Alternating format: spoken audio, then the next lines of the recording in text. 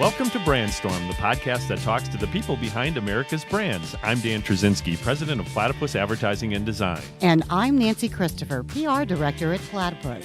If any industry has really boomed during the digital age, it is personal branding. Here to talk about how he built his own personal brand is Joe Sweeney, a man who has done quite a bit in his life. He's been a successful businessman, investment banker, and sports agent. He's currently a national speaker and a New York Times bestselling author of Networking as a Contact Sport, Moving the Needle, and most recently, After Further Review. Welcome to Brandstorm, Joe. All right. Thanks for having me, Nance and Dan. It's great to be here. Well, it's exciting to have you here. You've really had an interesting career, Joe. Tell us a little bit about yourself. Well, I usually say, do you have 7 hours and 7 beers? And we can sit down? No. Exactly. We don't. No, but I grew up in Madison. I think when you look at sometimes a person's life, you look at their family of origin. And just kind of to give you a quick background, my parents were probably the most persistent people you'd ever want to meet. They wanted to have a baby girl and name her Mary. That was the objective. Well, my parents popped out 9 straight boys. And the 10th was finally a girl named Baseball Mary. team. It was a baseball team. So I grew up as a 9th son and primarily an all-boys family. So if there's any excuse for someone to spend tens of thousands of dollars in deep therapy as an adult, try being the number 9 son.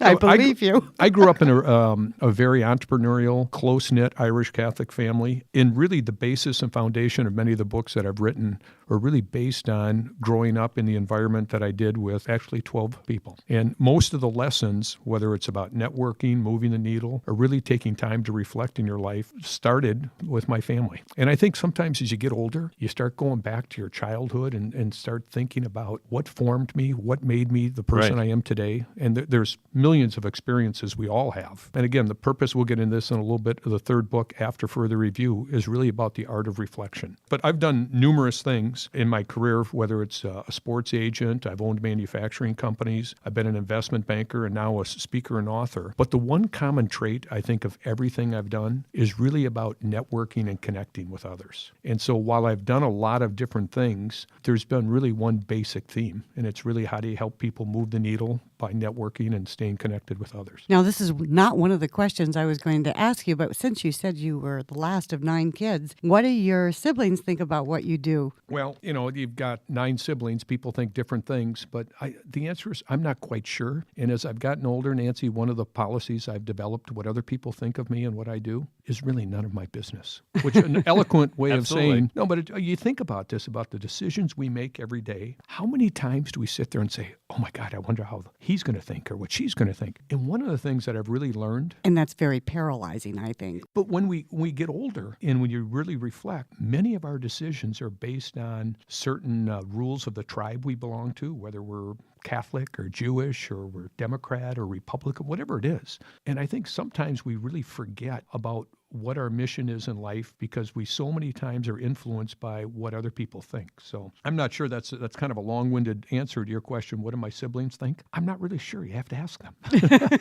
So why so many career changes? I mean, from investment banker, sports agent, now author, speaker, trainer, that's a wide variety of stuff. Well, you know what, Dan? That's funny. I ask myself that a lot. And I didn't plan anything in my life as far as changing careers. Sometimes I wish I would have stayed with one company, done the same thing. But I think what happens is, again, when you reflect, and I've done an awful lot of traveling the last 5 or 6 years, and when you get outside of Milwaukee, Wisconsin, you kind of realize it's a big world out there. But I think one of the challenges we have here, not just in Milwaukee, but any Midwestern industrial city, is that many times people want to put us in a box. You're an advertising person, you're a banker, you're a lawyer, or do you work, at least in this community, do you work at Baird? Do you work at Northwestern Mutual? Are you at Miller? Right. And I think one of the challenges, at least I've had, is it's hard for people to put me in a box. After further review, I think I'd define myself more as an enterprising person with an entrepreneurial drive. And many times those type of people are opportunists. I don't mean that as a negative term. Things have unfolded. I've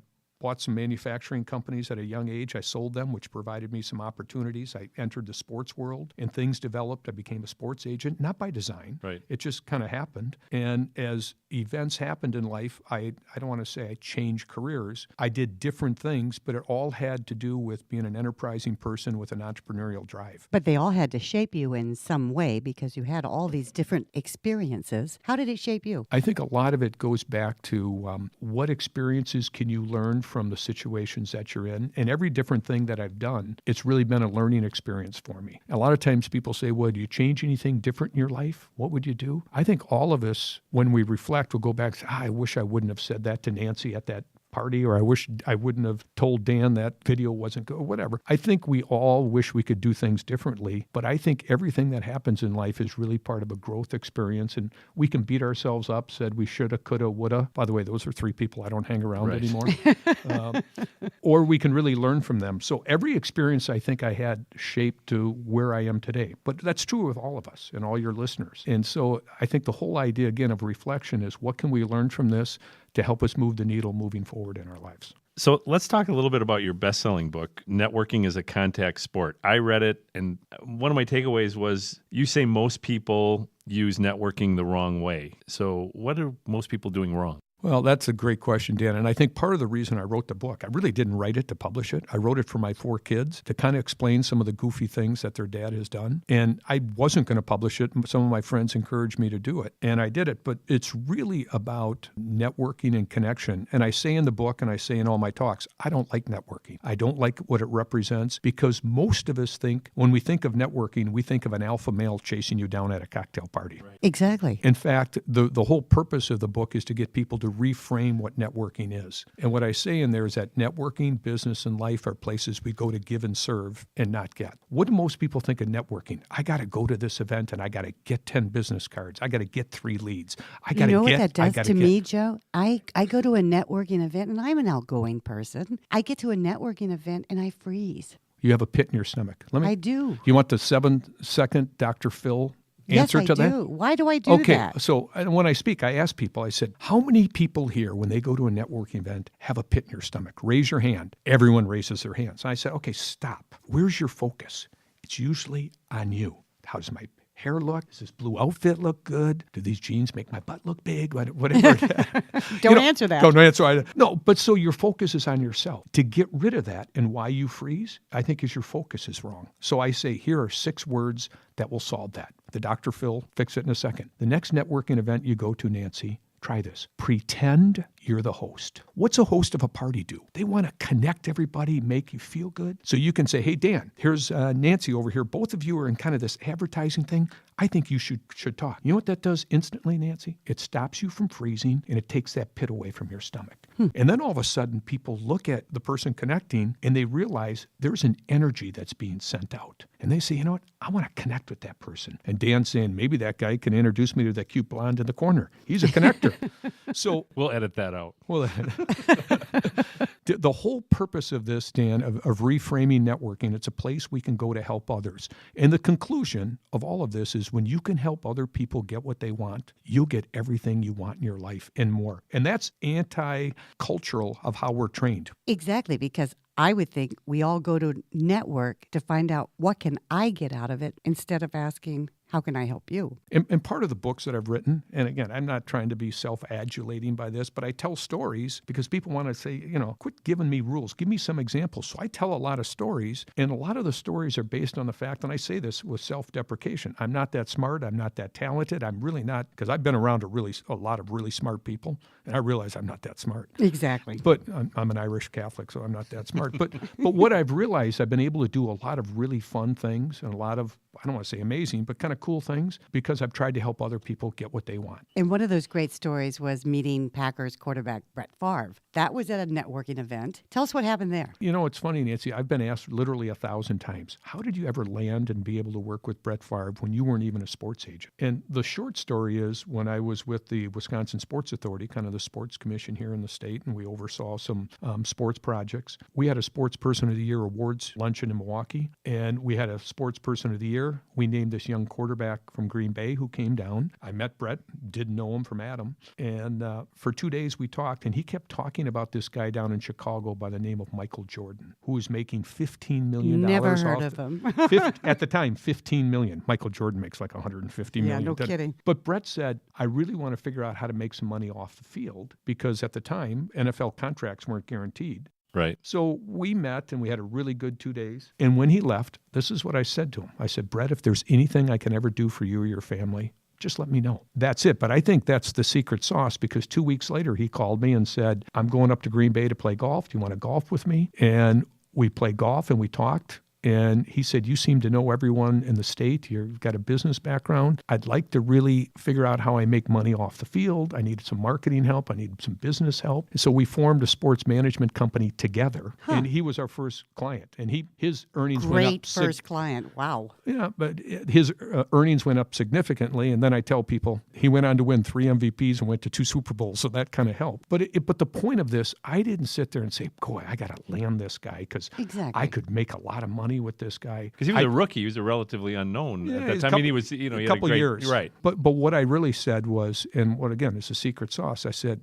if there's anything I can ever do for you or your family, let me know. And he thought about it, and 2 weeks later he called reached me, out. and he reached out. Wow. So that's the real secret. And it goes back to networking's a place you go to give and serve and not get. So back to that book, another takeaway that I remember is the 5-10-15 principle. Tell everybody what that is, because I remember trying it, and it was difficult. Well, it was difficult because I didn't coach you through it. Right. But here's what it is. What it really is, Dan, it's a system in business to help you do 2 things. Not only to be accountable to your boss, but most importantly, be accountable to yourself. How many times on a Friday afternoon do you sit or drive home and say, what the heck did I do this week? And everything I talk about in the book is what I do. So I've done this system for 30 years. So I have 5 meetings a day, every day. 10 written correspondence and 15 phone calls. Now, before you roll your eyes and you've said, oh my God. You need to redefine what a meeting is. A meeting isn't when Nancy and I go to the Milwaukee Athletic Club and we talk about the Bucks, Brewers, and Packers, and it takes 90 minutes. A meeting or an encounter is anything that moves your goal or objective forward. So let's say, Nancy, you want to find out something about XYZ company.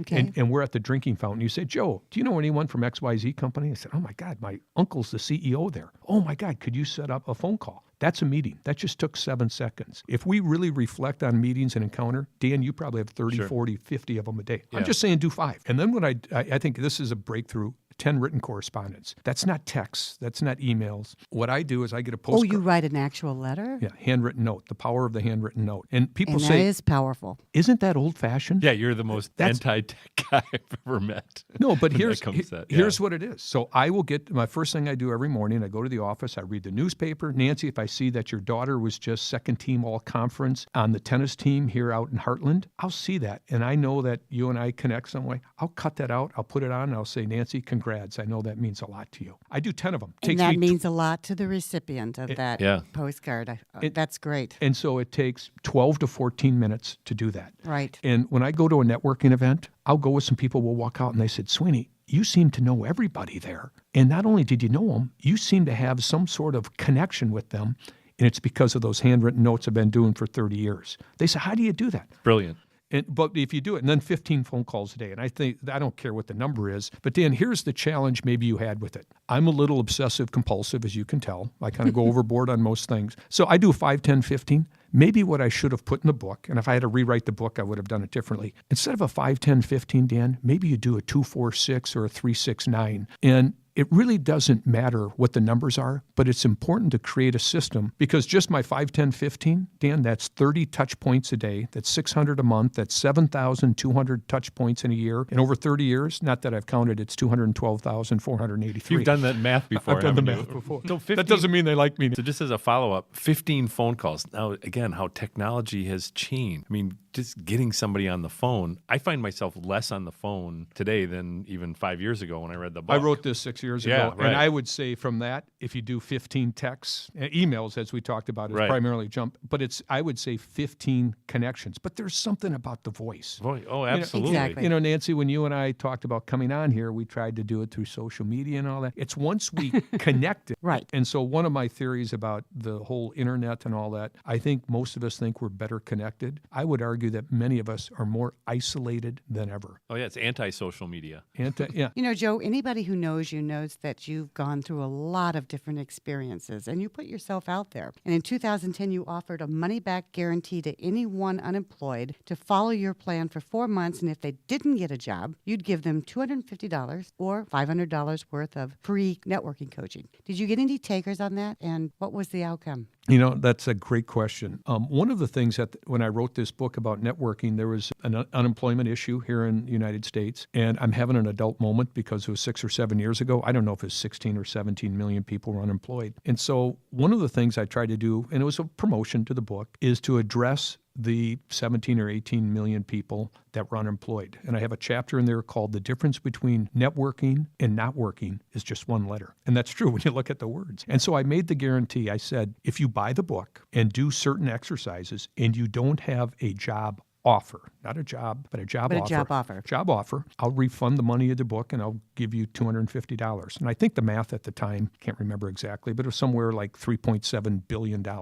If all the people, unemployed people bought the book, didn't get a job. So I had to put my money where my mouth was. And I don't know how to tell you this. I didn't have $3.7 billion at the time. But it's funny, Nancy, nobody took me up on it. Nobody did. Nobody did. Some people would call me and say, hey, I'm trying this. And I'd say, hey, maybe move your direction this way, or maybe try this. I did get phone calls from people who were looking for jobs, but nobody came back and said, I bought your books, I did everything, give me the guarantee. But the guarantee got me on a lot of talk shows too. Sure. Yeah.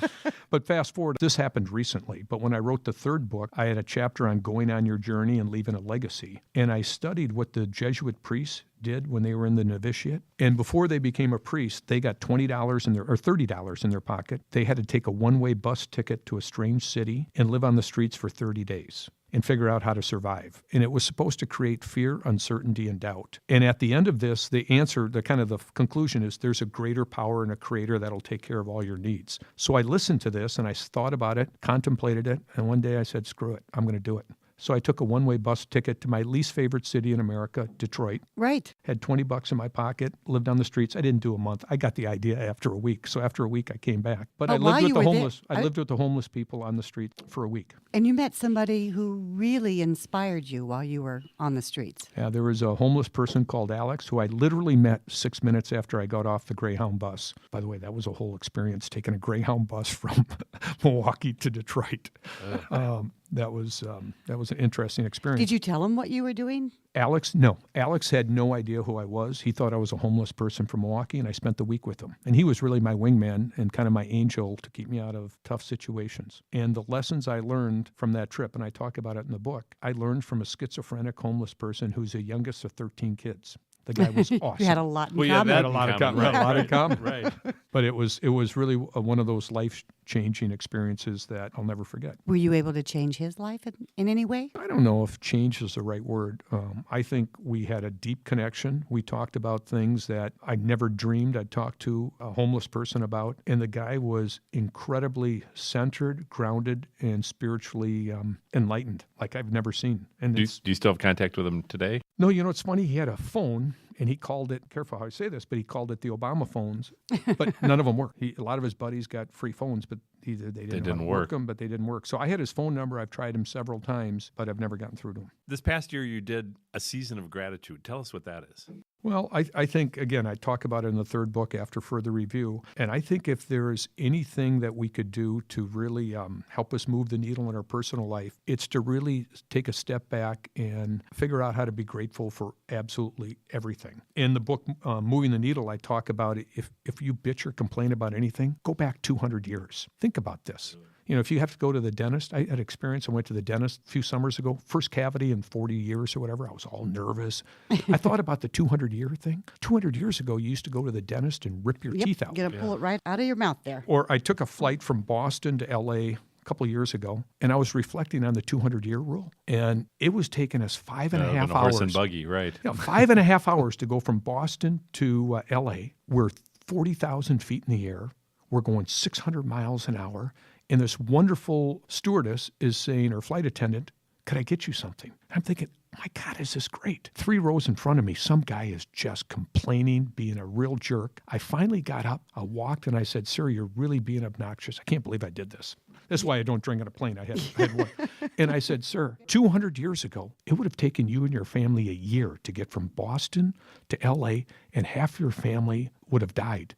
And you're bitching because the Wi-Fi is not working. Right. I said, you might have had to eat them to survive. Right? And so I went down. I had some guilt. So I told the flight attendant, would you go buy that guy 2 drinks? And I talk about this in the book. When you become grateful, gratitude will lead to abundance in your life. And it's not like all these things come out of the woodwork, but I think when you become really grateful, what you realize, especially in America, we already have more than enough. And so you start looking at everything, this water that we're drinking, the breakfast we had, you didn't have to go grow that. You didn't have to grow the bananas to do that. I mean, someone did that for you. So when you can really hit the pause button after further review, what gratitude I think really leads for all of us is abundance. And I don't think we do that because I think we've become an absolutely entitled culture where nothing's enough. People always ask me, how much is enough? Usually 10% more than what we've got, meaning most of us aren't happy with what we have. No, that's really and true. I think we just hit the pause button and be grateful for everything that we have. Our life will become more abundant. So that's one of the lessons I've learned. It reminds me of a Fred Niedermeyerism is all I want is a little more than I deserve. Right.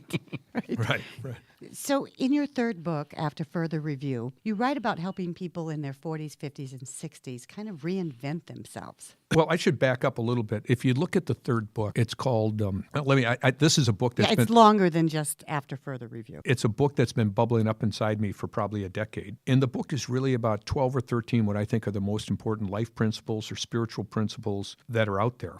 And since I don't have the credentials to write a book like that, I'm not a rabbi, I'm not a Catholic priest, I don't have a collar, I'm just kind of a sports business guy that's with an entrepreneurial drive, I had to find some form that made sense to people. So I used the game of football because some people know me of being associated with sports. So the book starts out, Nancy, at an NFL football game. And when a coach doesn't like a call, he throws the red flag, right? And so the stadium gets quiet, which is kind of important theme here. And when the official looks at the play from every different angle, he comes to the 50-yard line, turns on his mic and says 3 words. What are they? After Further Review. Bingo, you guys are smart. So the point is, if an NFL official could do that with a play of the football game, what if we could do that with our lives? And I think the number one fundamental problem that I've seen over the last decade, because I've traveled a lot, talked to tens of thousands of people, is most of us don't go in that locker room, hit the pause button, and reflect, what did we do the first and second quarter, what worked and what didn't work, and then figure out a strategy for the third and fourth quarter. And so the whole book is trying to get us to go into the locker room and to reflect. And not just to reflect for reflection's sake, but to reflect and to take massive action. So, like many people, we don't end up on our deathbed at 89 years old and say, what the hell have we done? What did I do? What did I do? Yeah. And here's the other thing, Nancy, is that you say you're kind of at that stage. If you look at our lives, we are trained so well for the first half. We become an advertising person, an accountant, a lawyer. You know what? There's virtually no training for the second half of our lives. None at all. And the reason is... And you think, what am I going to do now that I'm retired? Yeah, but that wasn't an issue 100 years ago. 120 years ago, the average life expectancy for an American male was 47. And actually, if you look at Social Security, that kicked in at 65. People died at 47. They didn't feel they ever have to pay it back. Right? Yeah, but now people live to be 85 and 90, and people retire at 60. So what most people ask, what the hell do I do for the next 30 years? We've been given a gift of 30 years. And so what are we told? Well, why don't you find a place in Florida, learn how to golf, drink some martinis. Volunteer at your church.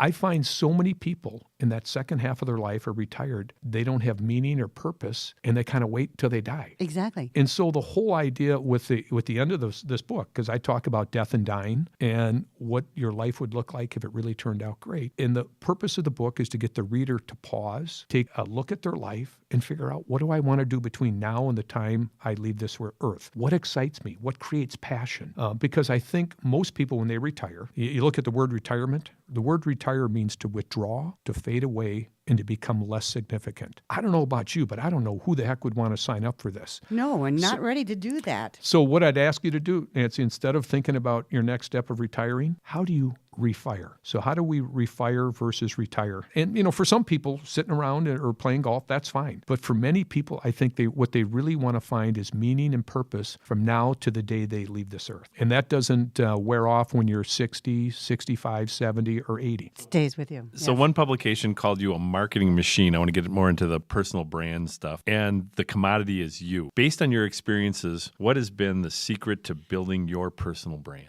I knew you were going to ask me that question.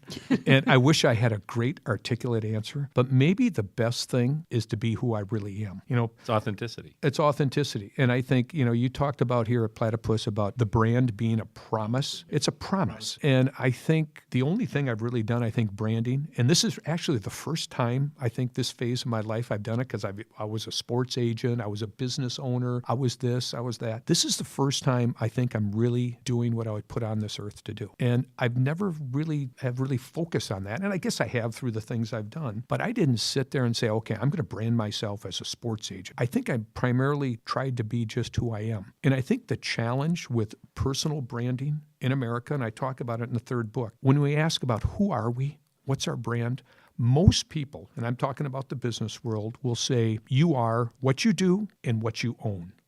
And when you no longer do, like you retire, and you no longer have, you sell your house, you lose your business, by that definition, we're identified as a nobody, which is not true. In fact, we're all connected. We're part of this divine family, but we don't see ourselves that way because we really, and that's one of the problems I have with branding with people, because they try to figure out what's the brand that will sell. Even you look at politics. What do politicians do? Let's do a poll. And based on the poll, then I'll figure out my strategy. Right. That's who I am. But I think the whole thing of branding comes back to this promise. And if I had to have a secret formula or not a secret formula, it's being who you authentically are. And that doesn't mean people are going to like you. Because some of the things I'm doing now, people say, what the hell are you out to? You're out speaking to people? You can't make a living. I thought you were a hard-charging businessman. Oh, I Sweeney. don't know, Joe. You're doing pretty well for yourself speaking. So I think the personal brand is be who you really are. And that's all you can be, because I can't be anybody else. I've tried being other people. It's the right answer. It's a great answer. I've tried being other people, and I'm just not that good at it, Dan. But I think also your 5, 10, 15 principle has made you a great marketer of yourself, because you're constantly out there touching people's lives in some way, in some type of connection, be it text, email, letter. You're out there marketing yourself all the time. Yeah, that's a nice way of putting it. Some people who know me well say it's a deep-rooted terminal insecurity. You said something in the pregame today that I want to make sure I get it in the podcast, is touch trumps. Oh, yeah. Give us that again. Well, I think we talked about in the whole idea of networking and how a lot of people, Nancy and you and I, connected on LinkedIn again, and we talked and all that. Some people call me and say, Joe, I've been sending you messages on Facebook. You don't respond. Well, I don't go on Facebook a whole lot. I mean, I have some people that help me with that. And so I think today, especially with the younger generation, I think, Dan, they feel that their opportunities in life and big breakthroughs will come through technology. And I speak to a lot of universities and colleges. I said, that simply isn't true. Opportunities in life come through people, and they come through touching people and seeing them. I mean, I joke when I say this, but I said, when we meet face to face, it's easier to see eye to eye. But it's kind of true. So my whole theory of this is the only way to see eye to eye. I say touch trumps technology. And I'm not poo-pooing social media, because that's a great way to get research on people. It's a great way to find or get backgrounds. But if you really want to move the needle and you want to develop deep personal connections, you got to see people face to face. Think of Platypus. Think about your company. I know you've done just a terrific book on the Bucks. I know you're doing this Bradley Center. I'm heavily involved in the Bradley Center at this point. You didn't get that by being a friend of someone at the Bradley Center on Facebook. You went down and talked to Steve and the people at the Bradley Center. You showed them your work. Peter Fagan. Yep. You connected with them, Dan, and they said, you know what? We like your work. That wouldn't have happened through technology had you tried to connect. And now I think you probably did some research on the Bucks and the Bradley Center. You could do that before you went there. Well, our creative director is a huge Bucks fan, so this was like a dream for him. And I was too, from the first days back in the Kareem era and stuff like that. I mean, and I was a kid. I remember listening to Eddie Doucette and crying when they'd lose, at 10, 11 years old. I did the same thing. It was just, it was a crazy era back then. So there was that passion too that, that we had for those projects. So thanks for mentioning those. What's next for Joe Sweeney? Well, you know what? I'd like to have a grand plan. I kind of have this thing when you mentioned what's next. 3 things you shouldn't discuss with people. You shouldn't discuss how much money you make, your love life, and what's next. No, you know what's funny?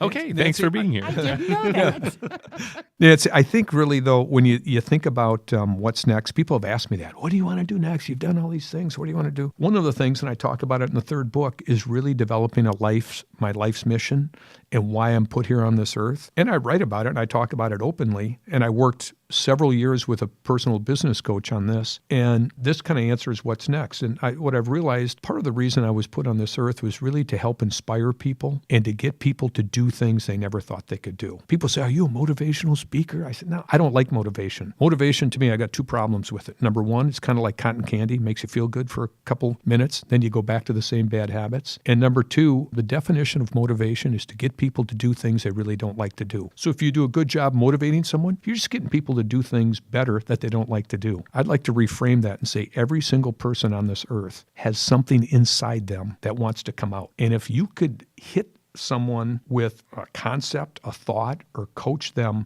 to inspire them to get things they never thought they could do, that sets me on fire. So my purpose is, and what I'd like to do, what's next, is to figure out a form and forms where I can inspire 100 million people before I leave this earth and get those people to do things they never thought they could do. And I've got a metric system where I'm trying to measure that. But that's what's next. And I don't know what form that takes, but people say, why do you have to have that? Why do you do that? I think it's critically important because it determines when you get up every morning, what you do when you get up, where you spend your time, what type of people you hang around. And if there's a criticism, I'm not a good floater. I just can't float in and out of things. I'm kind of laser focused on something, and I need a plan. And again, it's probably back to my terminal insecurity.